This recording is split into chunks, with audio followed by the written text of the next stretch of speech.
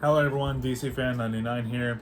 I'm gonna try to make this short, get out of the way, get this pregame video out of the way because I've tried filming this twice, and storage is filled up both times. So, um, real quick before we get to the New England game, I just want to give credit where it's due to a couple players. Tyron Smith, because I was dogging on this fucking front office the entire offseason about how they did not address the offensive tackle spot. And I was convinced that Tyron Smith was going to go down by fucking week 5 from what I'm hearing just today. He's, having some neck problems. How severe is it? I don't fucking know. Hopefully it's not severe at all. Hopefully I'm wrong. But hopefully I'm wrong about what I said over the offseason about him, getting injured, out for the season early in the year. But Tyron Smith has been playing lights out fucking football. He's playing like it's 2014 or 2016 again. Doing a fantastic job covering, Dak Prescott's blind side. Hasn't been getting penalized at all. He's been holding it down, playing like he's 25 again. Fucking love to see it. Although we did get lucky. We did get very lucky with Terrence Steele just, playing outstanding out of nowhere with the whole Lyle Collins suspension and everything, which, by the way, from what I hear, he's supposed to be back for the Halloween night game versus the Minnesota Vikings, which is going to be fun to see.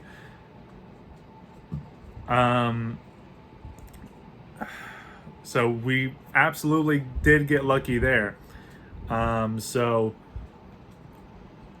Don't get it mixed. We still absolutely need to address offensive line position during the next offseason, or they could make a trade before the deadline.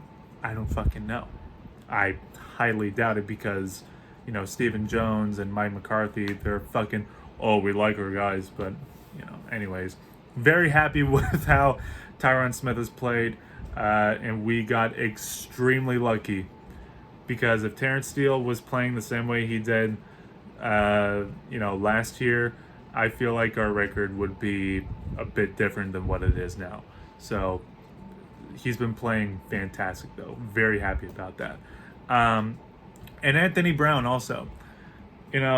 Week in and week out, we've been just listening as closely as possible about Calvin Joseph and what, the status of his injury, because we're just dying for him to take over Anthony Brown's spot. But Anthony Brown, he's been playing pretty solid over the last couple of weeks, even to the point to where I would probably say he's, starting to become an underrated player on this defense.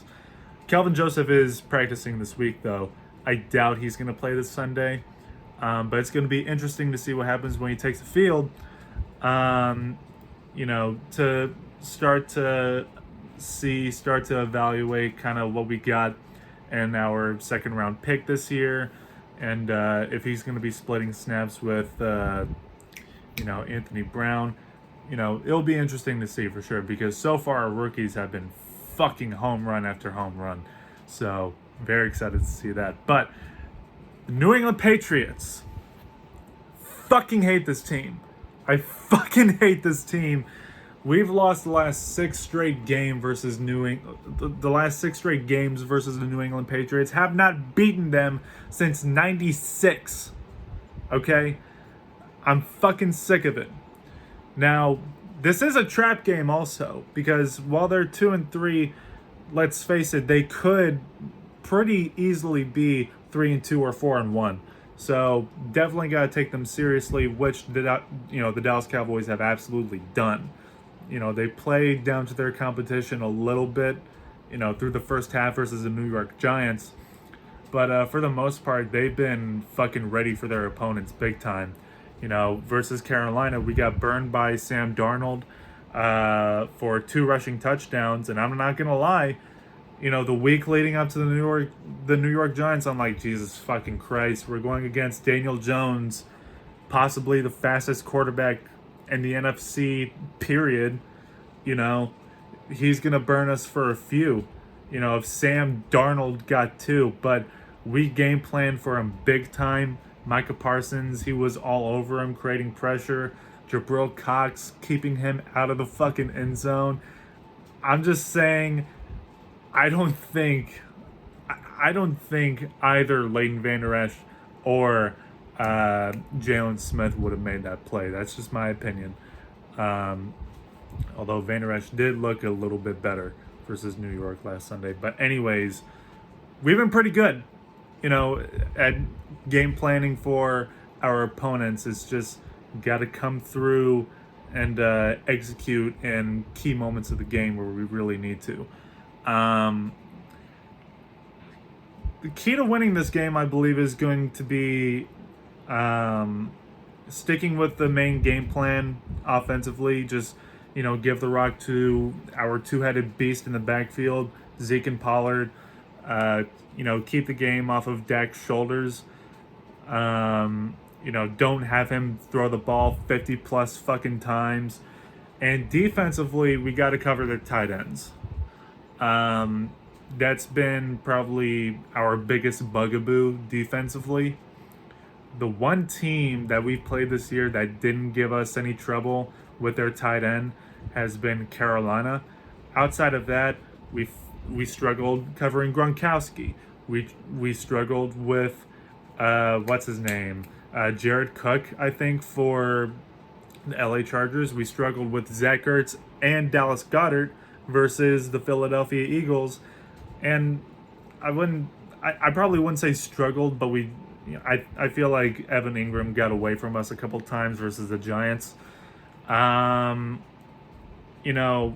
Carolina, they traded their starting tight end, the week leading up to our game against them for C.J. Henderson when they traded him to when they traded their tight end to the Jacksonville Jaguars. So, we got to get better. We got to tighten up in the middle, and we got to, game plan correctly and cover New England's tight ends.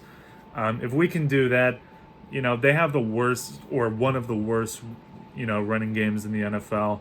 Their offense is not going to keep up with ours at all. Mac Jones, he could be something. I don't know. I don't fucking care. But he is still a rookie. And Dak Prescott is picking up exactly where he left off last year, which is fucking huge. And he's not throwing the ball 50-plus times this time around.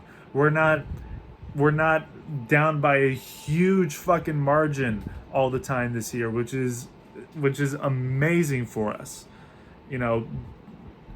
Better defense means, better games for Dak Prescott and, making him feel more comfortable and that the game isn't completely on his shoulders and we have to throw the ball 100 times.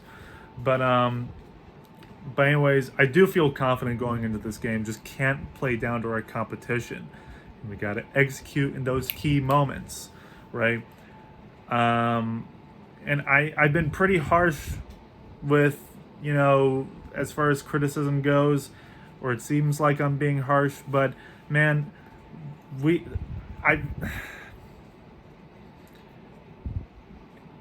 it's just execution. That's really all it is, because if we played better execution week one, even though we played pretty fucking stellar, we would be undefeated. We'd literally be undefeated right now. We'd be up there with the Arizona Cardinals. But, that's a story for another day. I do plan on making a video next week, by the way, evaluating the Dallas Cowboys and, based on what we've seen over the first 6 weeks and, kind of evaluate where we are currently. But, anyways, yeah, I'd say that's probably it. By the way, Dallas Cowboys, they are undefeated at home. I know the game is on the road this week, but I fucking love seeing that. So this is a trap game, potential trap game. Do not play down to the competition. Game plan well for their tight ends. Keep it straightforward. Run the ball with Zeke. Get CeeDee Lamb in the game. Amari Cooper, I haven't heard anything about him this week. It'd probably be wise to keep him out because of injuries and all that, just going to the bye week. But hopefully we can go 5-1. I'll see you guys Sunday, and I will also see you next week for that little, evaluation video about this team and how we're feeling. But anyways, I'll see you guys next time. Go Cowboys, and peace.